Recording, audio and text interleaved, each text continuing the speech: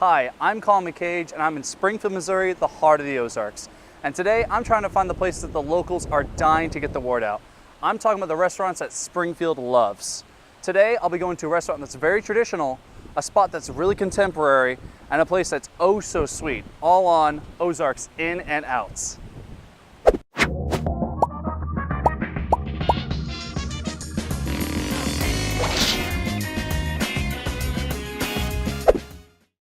The first stop is lunch and one of the oldest restaurants in Springfield, more than 100 years. In the center of the city is this hole-in-the-wall historic eatery, Casper's.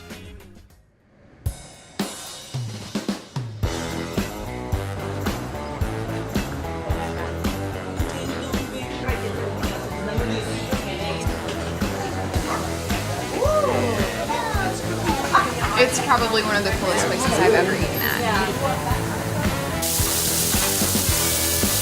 I've been here at least like maybe 15 times in the past year. Good, fast, in and out, good for the lunch. We moved here to Springfield 7 years ago, and anytime we've relocated, we always try to find where's the local dives, where's the hole-in-the-wall place, and everybody tells like Casper's. Casper's is one of those staples that people like to be comforted with in a sense. So there's a few restaurants around town that, like Anton's and Pappy's and Casper's, that people have been just going for generations with their grandparents, with their parents, everything. So it's kind of ingrained in the community, and people use it as a focus point, like a meeting point or something. Everyone always knows where the landmark is and what you can base things off of.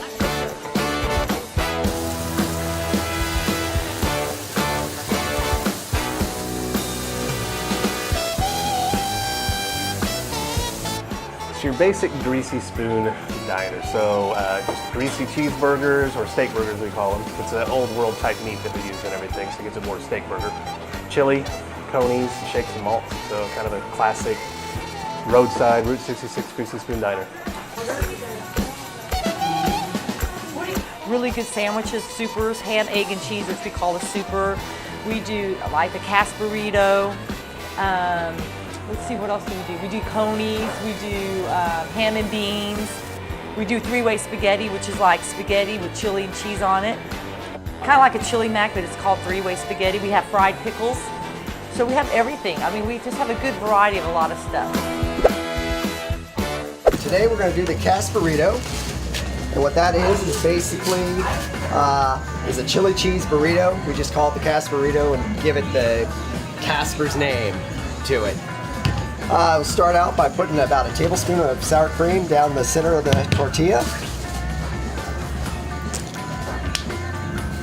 Just a handful of cheese also down there. Then we'll put some of our terrific chili on here, which our chili is beef and pinto bean based chili. And then we'll just put a tablespoon of the onion down there. That gets folded up. Then we'll top it with more chili. And from this point, we just put more cheddar cheese on there.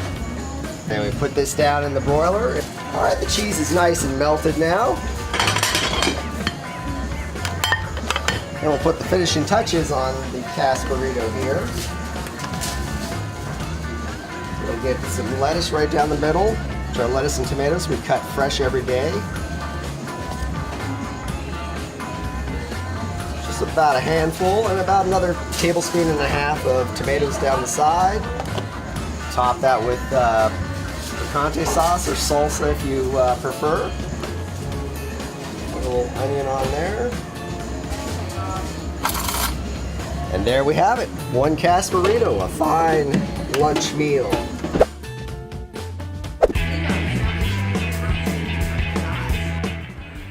Wow, it is off the plate. It is so much food. Trying to get everything in one bite first time. I know it's under here somewhere, under all the chili.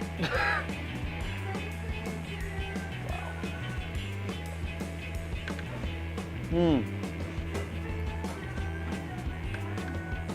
A lot of chili and cheese, and it's phenomenal. Really. That's great. It's really smooth, the chili, and really great with the cheese under. The bread matches it so well. Wow.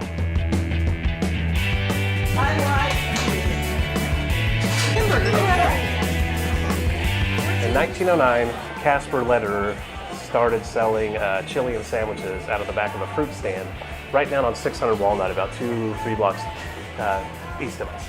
So that's where it started. It's now a parking lot, but that's where it started.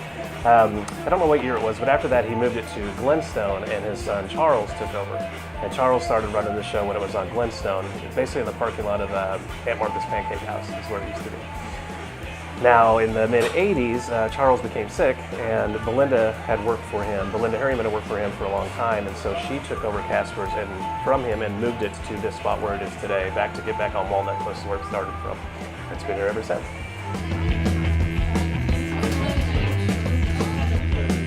It's a good feeling in here when you come in. I think people have fun when they come here. That's what it's kind of about too. The food is awesome, but it's also about the atmosphere too. It just started, with Charles, it started with Casper, then his son Charles took it over, and he kind of gave it this vibe, kind of this, I don't know, kind of hippie out there. It's got a little bit of everything in here. Well, part of it was a collection of Charles Casper started, and he started collecting, he did wood prints and artwork and wood cutting, so against the wall over there's like lots of different wood prints that he did. Then Belinda picked it up, and she started doing like the fair dolls. There's like chalk dolls that used to win at the fair by throwing ring toss and stuff like that, so she started collecting those. Customers were bringing pictures, paintings, their personal paintings. There's lots of personal paintings up here from our different customers throughout the years, things that they just like to bring in and share with us, so we just share it with everybody.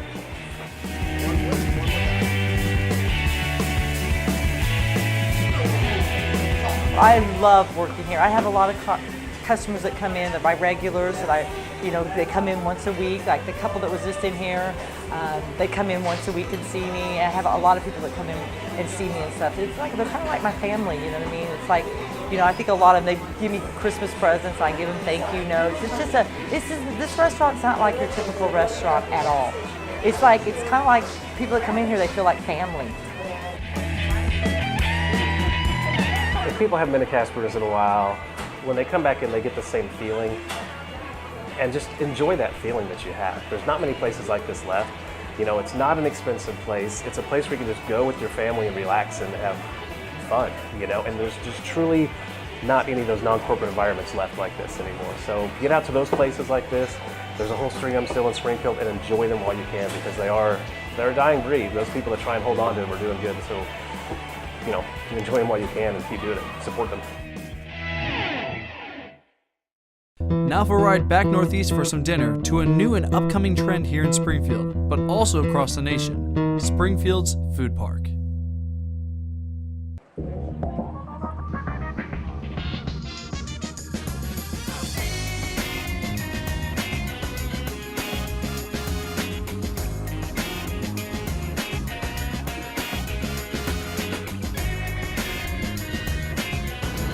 Very good. I'm not sure that I could find that type of food anywhere else here in town. It's big enough that I can have it for lunch and still have leftovers. This is an excellent sandwich.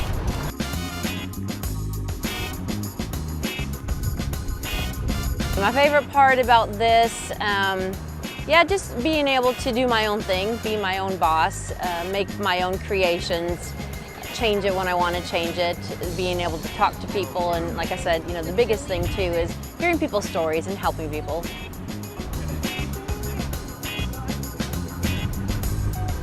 The customers are my favorite part of the job. I love the people of Springfield because they're friendly. They're just like naturally friendly, and they're so good-hearted, and they're excited to try new kinds of food.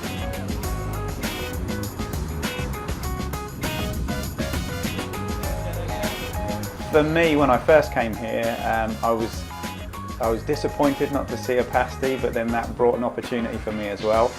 It's my favourite food from home, and for me it's something that a lot of people have never had before. So for me to bring it to Springfield and for people to really enjoy it, it's very humbling but very exciting, and I every day I feel great about what we do.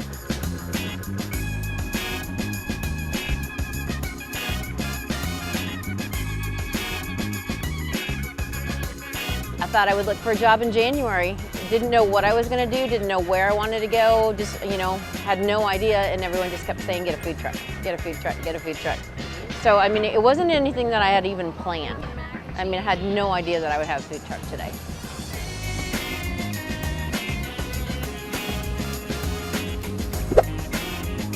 We're gonna make the Philly cheesesteak.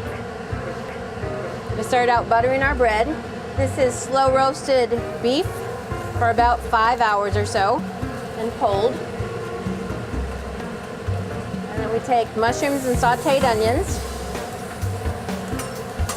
and we let them kind of get hot and warm up. On all our sandwiches, we start with the house blend, which is the 3 cheeses. Every sandwich gets the house blend. And then this one, we get provolone, because provolone and beef go good together. The Cuban gets Swiss. The Caprese gets fresh mozzarella.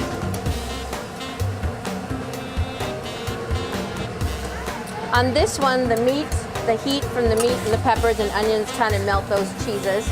So we just kind of want to get this brown underneath.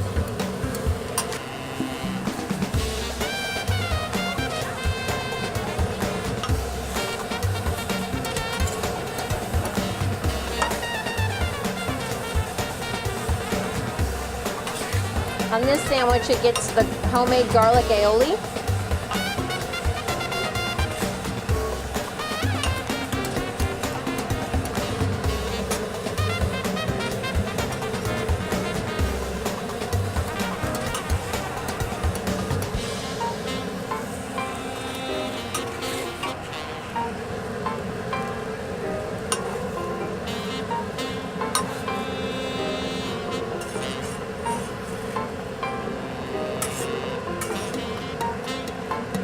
Just waiting for it to get nice and brown under there.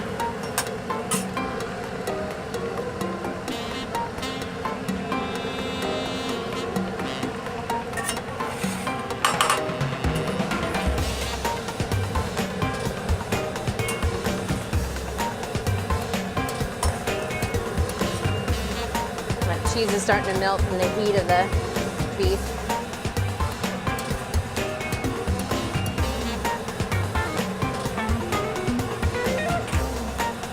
This is one of my favorites.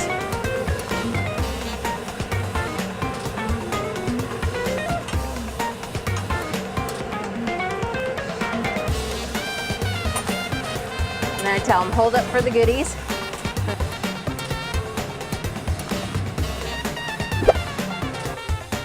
It's gonna be great food right here.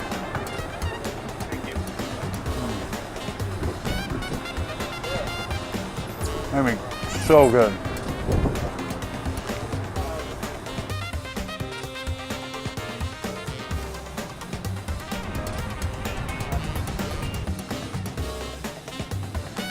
The excitement behind the food is also one of my main joys of it too, because my husband, Zach, has always had such a passion for cooking, like naturally so gifted with food. And so to see him get to be creative in his creative outlet, you know, that's part of the joy for me of working at the Wheelhouse. Do what? Yeah.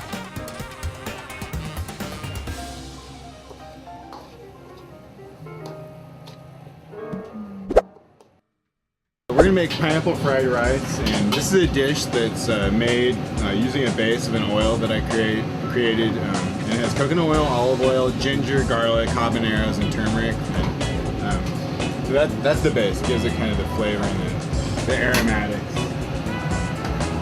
So into the wok goes the fried rice oil, we call it, and broccoli, carrots, cabbage, mushrooms, fresh cut pineapples. We cut these, we go through 1.5, 2, sometimes 4 pineapples every day. And then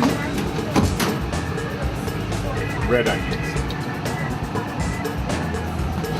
So this is a wok cooked dish. And our wok is 120,000 BTU, and it delivers a lot of heat. It's really good for a food truck because you can do a lot of cooking in a small space. It's really bad for a food truck because it's really hot.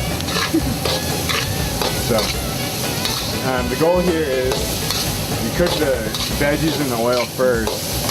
This avoids creating mushy veggies. And then this is the rice that we use for the pineapple fried rice. And it's a jasmine rice. It's cooked with coconut milk, ginger, garlic, lemongrass, black and white pepper. Secret sauce. Okay, the rice is done. Now the last thing we do is add the meat.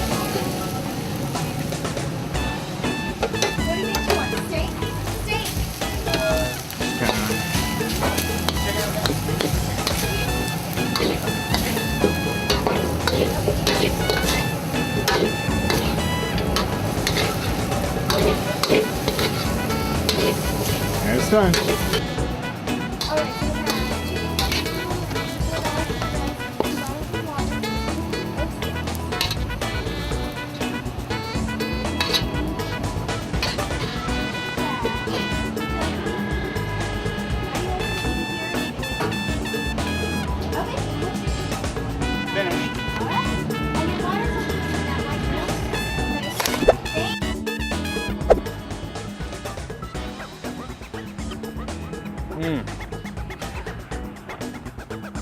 Makes it everything great. Great fusion of flavors already.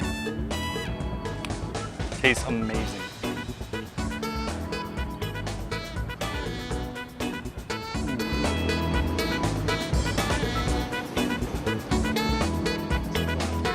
Springfield Food Park, this one right here, is getting a good name for itself. The food here across the board is excellent. Like everybody here, I eat here in everyone's food truck here pretty much most days as well. It's really good food.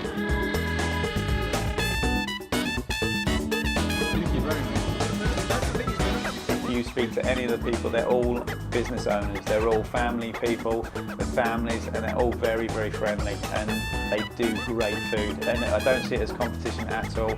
I love the fact that people can come here, 4 people can get out their cars, 4 different food trucks, and then come together, sit down and eat their food together, and that's great.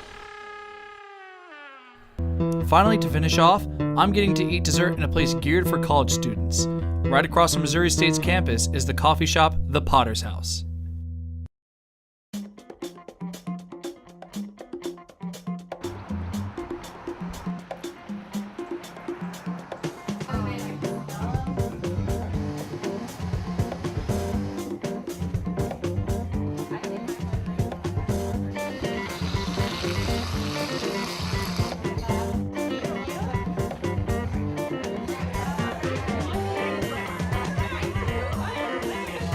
It's cozy.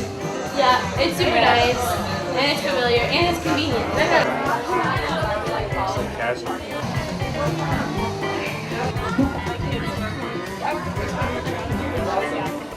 I like that like everyone who like works here is just like really friendly. It's like I come here and it's like it doesn't feel like it's a business. It feels like it's just kind of like some place to hang out with friends.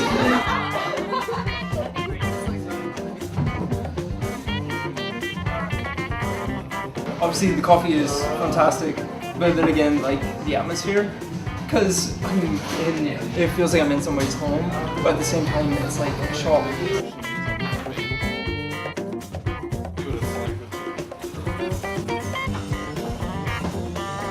I love the community of Springfield. I love serving. I enjoy being in the college community. College students, they're innovative, they're alive, they're excited, they're idealistic, especially this generation. It's so much about social injustice, you know, and they just give me a different perspective, which at my age, that's something I really need is perspective.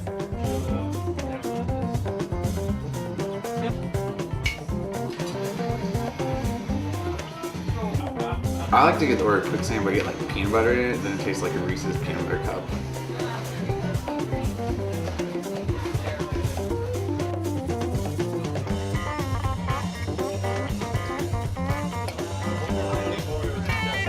Good grief, Oreo quicksand, which is just so ironic. and funny because it really was not a drink that we ever had on our menu or ever thought about in a million years.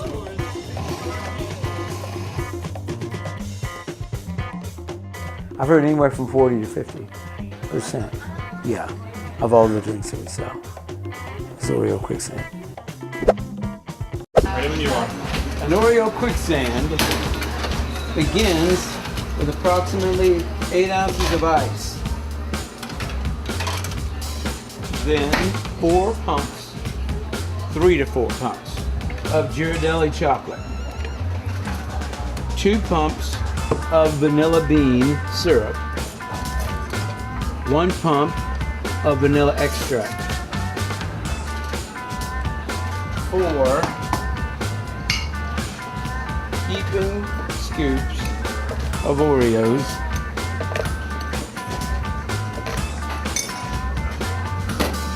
And there's a very delicate process of wetting down what we have so far with milk. And then 2 scoops of ice cream.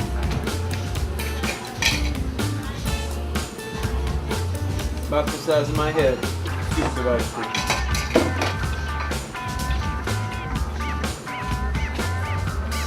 Okay, maybe not that big. And then we blend it in our all-purpose blender on 4 or 5. And when we see it's well mixed, we are done. We have the Oreo quicksand.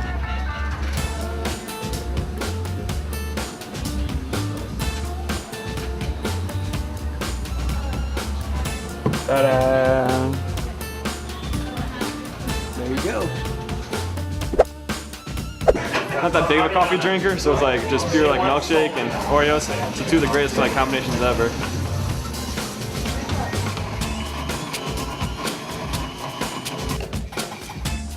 It might seem funny for campus ministry to have the nickname A Bar with a Different Drink, but that really is what we are to this campus, to this community. We are a coffee house.